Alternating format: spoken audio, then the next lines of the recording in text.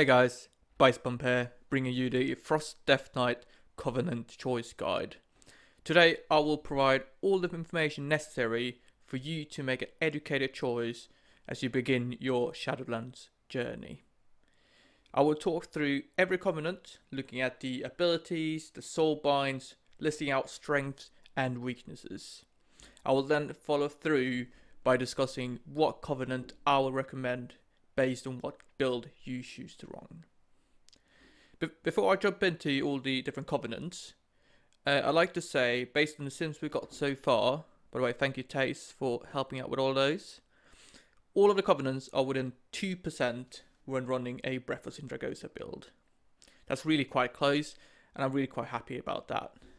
That means that if you choose option A over option B, you won't ever be a situation where you lose a significant amount of DPS.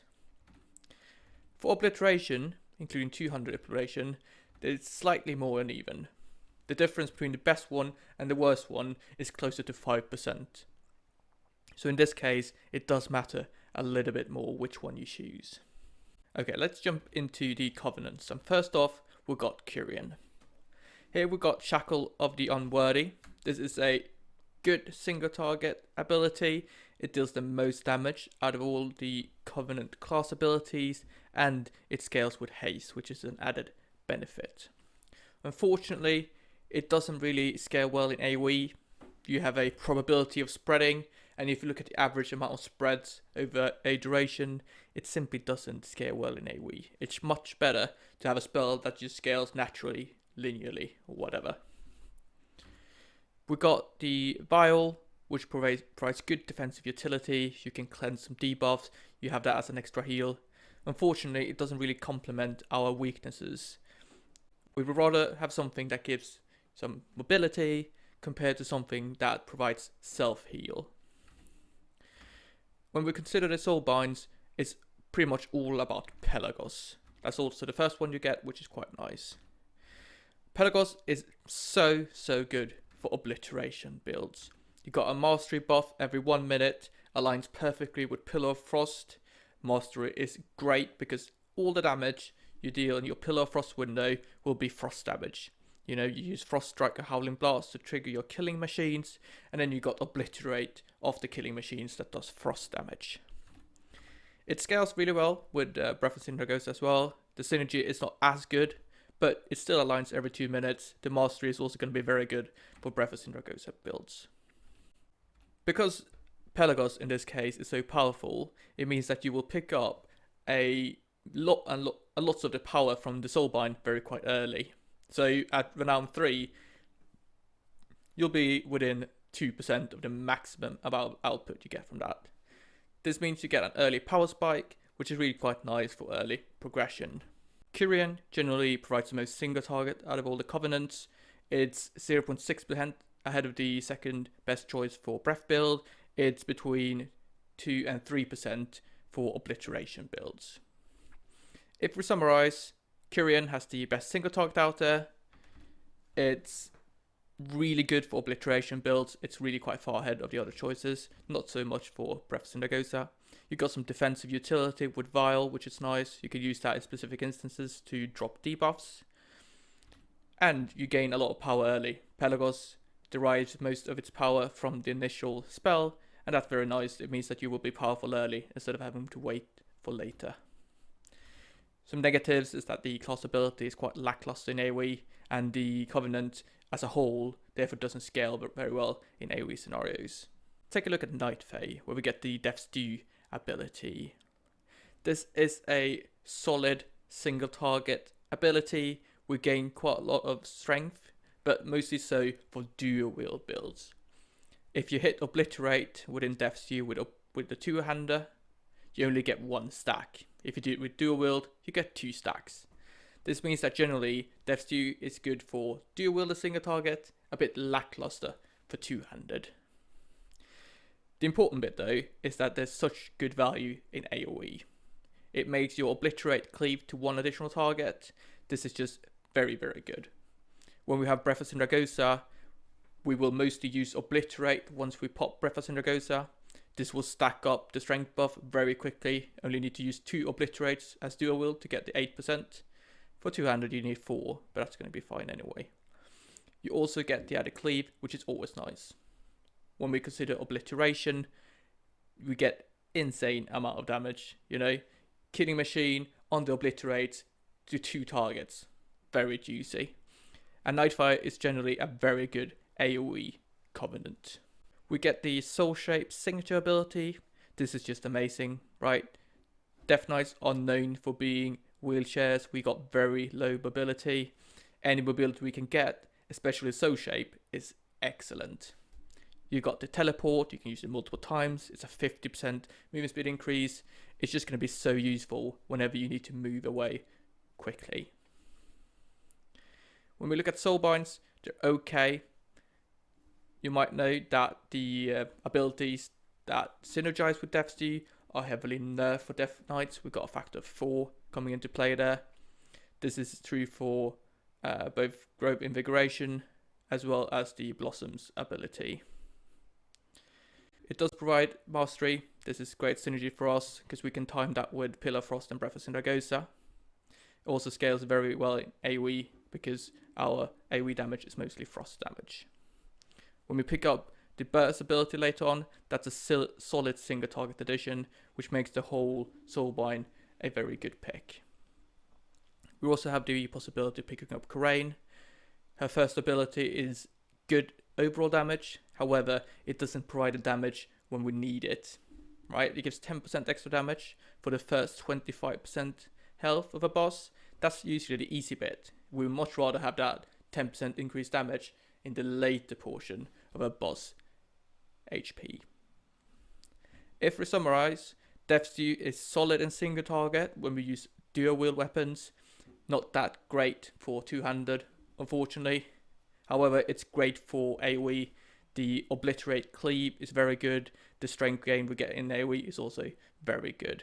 We've got absolutely great mobility with the Soul Shape ability. Love it. That's a very big plus for Night Fate. Furthermore, we can actually pick up a Sheet Death mechanic if we choose the Dreamweaver Soulbind. The negative is that it's quite lackluster when we consider single target for two-hander obliteration builds. Now let's look at Venthyr, which provides the Swarming Mist class ability. This does solid damage, scales up to 5 targets, and then follows a special square root formula afterwards. The important bit though is the runic power you gain, which is really quite significant. When we use this in conjunction with Breath of Syndragosa, with multiple targets, we can get breaths that are 10-15 seconds longer just because of this ability. You might think that this is absolutely insane, however, it actually isn't that good, I think. In Shadowlands, our breaths are generally longer because we will most likely pick up the Coltira's legendary. This means that, you know, if you have a breath duration AoE at 40 seconds, going up to 1 minute isn't always a good thing. When we look at Mythic Plus, packs might not live for that long. If you look at raids, you have raid mechanics, you have many things happening that might cut your breath short. This means that even though it looks very good on paper, it might actually not be better in reality. Generally, it's better to have a stronger breath than a longer breath. When we look at obliteration builds, the added runic power really isn't useful. If we don't have a good way to spend it, we tend to not pick up Glacial Advance. It's not that good in single target. We generally don't use it, which makes its Covenant not synergize well with two-hander and dual wield obliteration builds. We pick up the Door of Shadows signature ability. This is good for mobility. However, it does have the cast time of 1.5 seconds, so you do need to plan whenever you want to use it.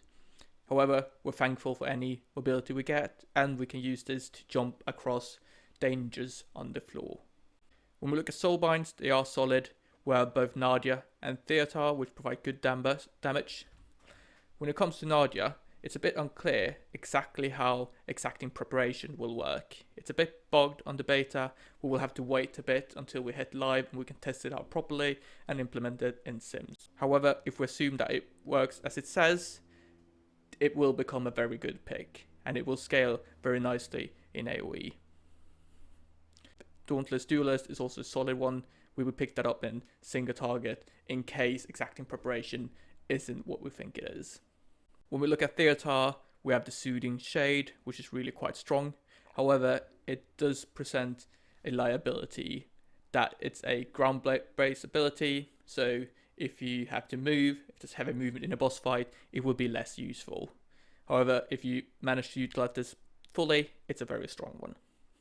If we summarize for Venthyr, we got really quite good damage, but mostly when it comes to breath, especially in AoE.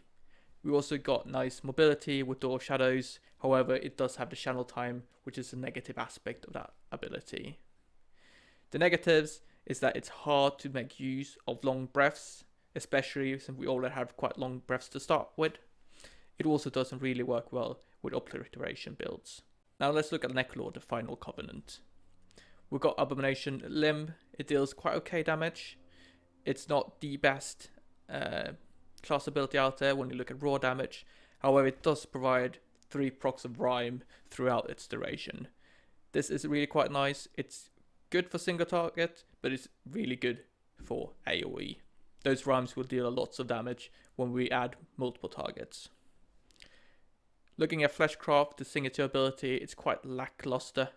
The 4-second channel is a very limiting aspect of it. It means that we really need to plan far in advance before we use this. Either we use it before engaging in a pack or a boss, or we use it when we're, for instance, running out, standing still and waiting for something to hit us. Generally, we would much rather deal damage than channel for 4 seconds to get a shield of 20% of our HP. The Soulbinds here are great. We start out with Emini with the lead by example. This is a big buff that synergizes well with our cooldowns, especially Breath of Synagosa, because they share a CD, but also with Obliteration. The strength buff is very good for us, but we also give stats to our allies, which actually undervalues this ability in simulations. When we look at raids and progression raiding, giving stats to your teammates will be a very useful thing to do. Hitting higher levels of renown, we're able to pick up Bonesmith. It has this very cool ability. It's very similar to a talent we had Wrath of the Lich King, where you continue fighting when you die. This is very useful. It can be useful in progression raiding. You know, putting out those extra points of damage before you die could be the difference between killing a boss and wiping. It also provides generally a large amount of secondary stats. You have both the first ability and the final one, which will provide secondaries. This makes it scale very well in both single target and AoE. If we summarize, it's good damage in single target, it's good damage in AoE, it buffs your raid, it's a generally very good covenant. We can pick up early power with the Emini Soulbind, and then we can swap later for more throughput with Hearmere. The only negative part I'd say is that Fleshcraft is quite lackluster. It doesn't provide as much utility as the other covenants. Okay, so time for my recommendations when it comes to covenants. Before I tell you what I think you should play, start out by asking yourself what you actually want to play. Do not hesitate to pick a covenant because you like the theme, the armor, just the general feel of the covenant, right? I don't want you to always focus on DPS. Generally, they are close with each other. You won't see a significant downgrade in most cases if you pick the covenant that you do want to play. With that out of the way, let's start off by looking at Breath of Synagosa dual wield builds. I will generally recommend different covenants based on different builds because they do synergize very differently across the builds we can choose. Anyway, for Breath of Synagosa dual wield, we do have Kyrian that provides the most single target damage. This is obviously a very positive thing. It's a bit more than 1% ahead with the other choices, a bit more than 1% for Venthyr. However, the Sims don't really account for the fact that we can leverage the AoE portions of Venthyr in a lot of raid encounters. Venthyr will always have a strong niche when we have cleave and long prolonged AoE. You know, you will get lots and lots of rune power, which helps funnel your breath window, and if you don't have too many mechanics, that can really, really pop up. When we do consider AoE scaling, Night Fae shows up as a very good pick. The deaths you cleave or obliterates, the strength gain you get is just very powerful for Breath of Sindragosa. Furthermore, Night Fae brings so much mobility. We do love that. Do not underestimate the extra mobility. We have Necrolord, which comes in as kind of like a very good pick in all areas. It's solid single target, it's solid AoE, it's pretty much on par with Night Fae in both those situations. However, the utility you get from it is a bit lackluster. You know, you can choose Soul Shape or you can choose Fleshcraft, and the choice there is really quite obvious.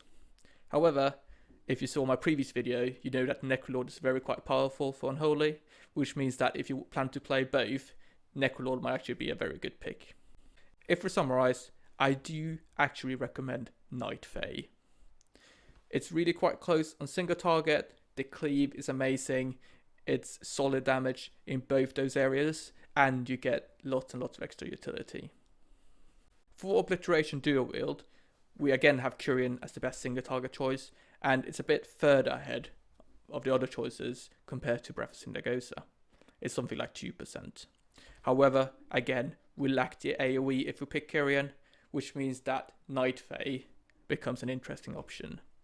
It's, you know, it's a bit far behind on single target, but the added benefit of great AoE shouldn't be underestimated. And you get the Soul Shape ability, which is just lovely. We have the Necrolord option as well. Solid single target, solid AoE, works well if you want to play Unholy. Also a very good pick. Venthyr is really the only one that doesn't work well with Obliteration, mostly because we can't make use of that runic power gain. Again, similarly to Breath of Sindragosa dual wield, I recommend Night Fae. It's tiny bit behind the single target, great AoE, great mobility, and I feel like the combination there makes it the best pick. Finally, let's take a look at Obliteration two-hander builds. In this case, Kyrian is simply too far ahead of the other choices for you to justify not picking it. It's 3.4% ahead of the second best option. It's even more compared to Night Fae. So even though it would be lovely to pick up Night Fae with two-hander Obliteration, but for the cleave, I do not think we can justify losing the single target. However, if you're more inclined to playing lots of Mythic Plus, I would definitely pick up Night Fae. Again, we have Necrolord as a solid option, good for AoE, good for single target, and it works very well with Unholy. However, I would actually recommend Kyrian for two-handed Obliteration builds, simply because it's so much better for single target. If we summarize everything, we have Night Fae for dual wield builds, we have Kyrian for two-handed Obliteration. Generally, Necrolord is a very good option if you want to play Unholy as well. Venthyr for dual wield Obliteration is a possible niche choice that can be very powerful in the proper circumstances. That was everything I wanted to cover today. Do leave a comment down below if you have anything to say or if you have any questions. Consider leaving an upvote or a downvote, depending on what you thought about this video.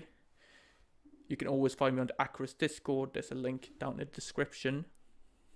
Finally, always consider subscribing if you want to view more of this kind of content. Thank you very much for watching and stay tuned for more content. Thank you.